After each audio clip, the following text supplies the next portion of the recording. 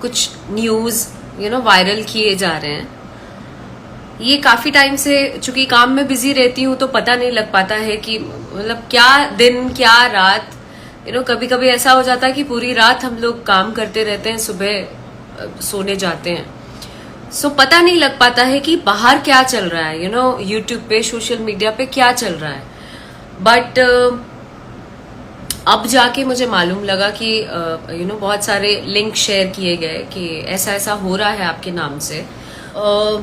जो चीजें वास्तविकता से दूर दूर तक उसका कोई लेना देना ना हो, जहां कुछ सच ना हो, उसको आप इस तरीके से समाज में फैलाएंगे तो इससे सिर्फ मेरे लिए आप कुछ गलत और बुरा नहीं कर रहे हैं।